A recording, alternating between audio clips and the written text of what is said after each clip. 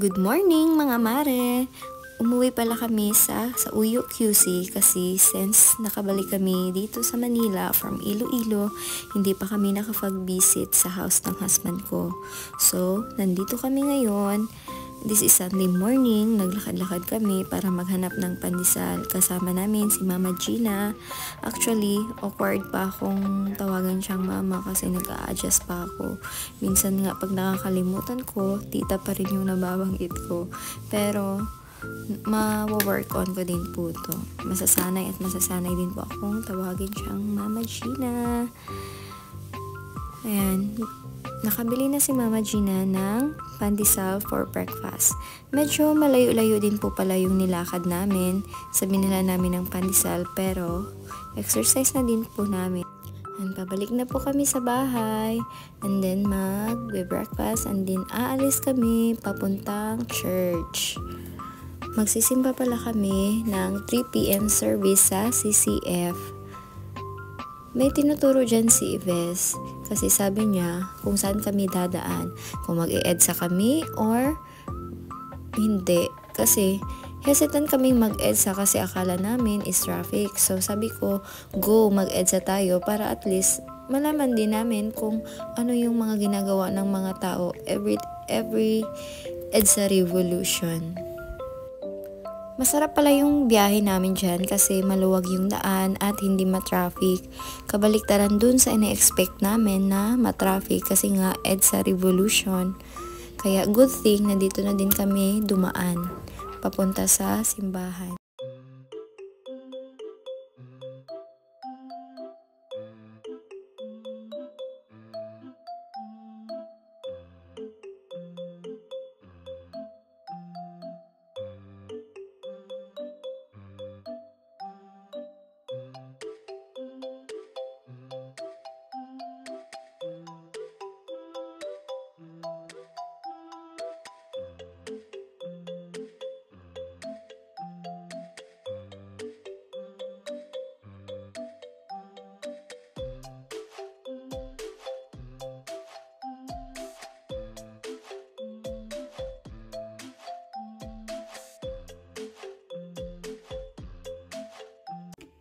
Ayan mga mare, malapit na pala kami dyan kung saan hineld yung EDSA Revolution.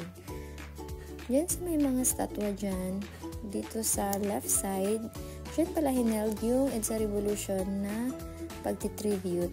And then, dito naman sa right side, merong mga nagrarally. First time ko makawitness ng may nagrally.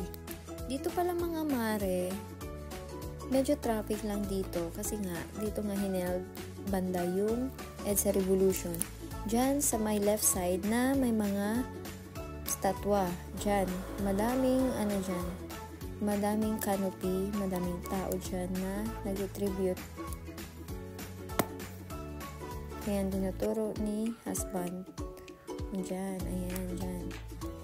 Akala nga namin tapos na, pero marami pa rin tao dun.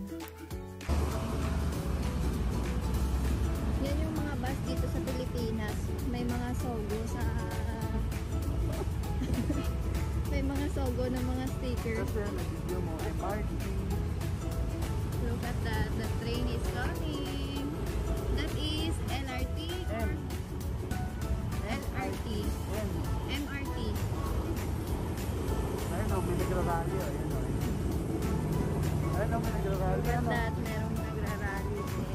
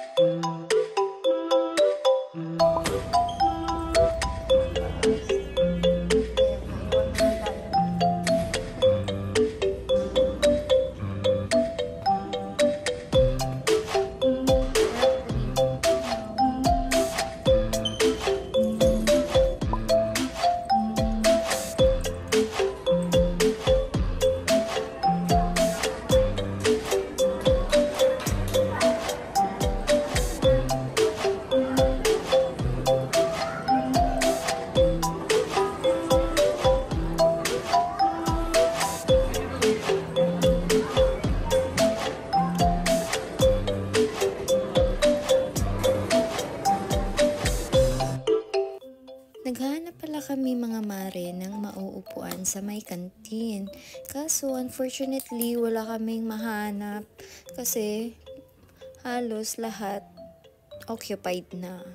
And then we decided na dito na lang sa may entrance ng CCF Center maupo. Dito sa may parang bench.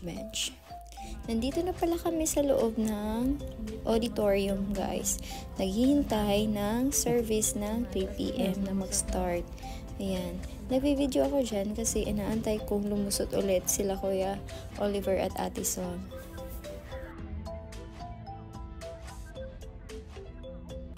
At ayan na nga, dumating na po sila. Hello Ate Sol and Kuya Oliver.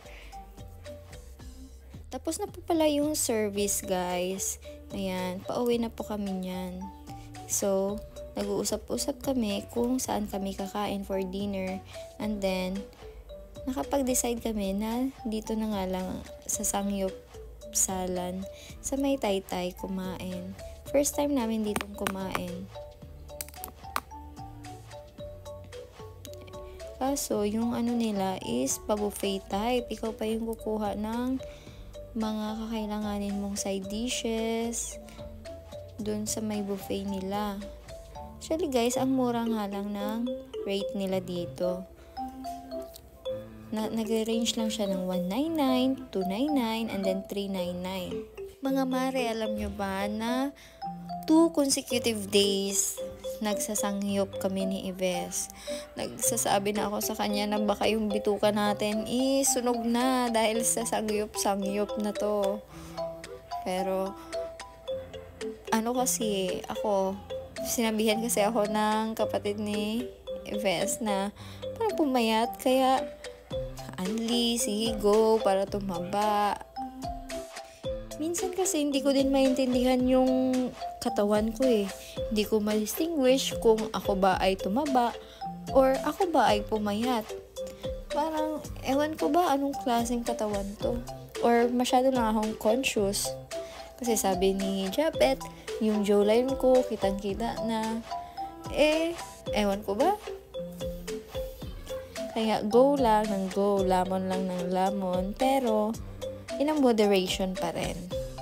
Kasi pag too much din naman is nakaka-harm din ng ating katawan. Kaya in moderation pa rin yung pagkain namin. Pero alam niyo mga mare, ang dami kong pakainin ng rice, ang dami ko din naman kumain.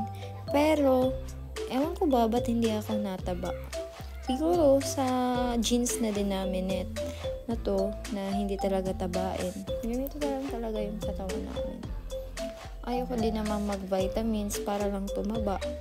Mas better pa rin yung natural kang tataba, di ba?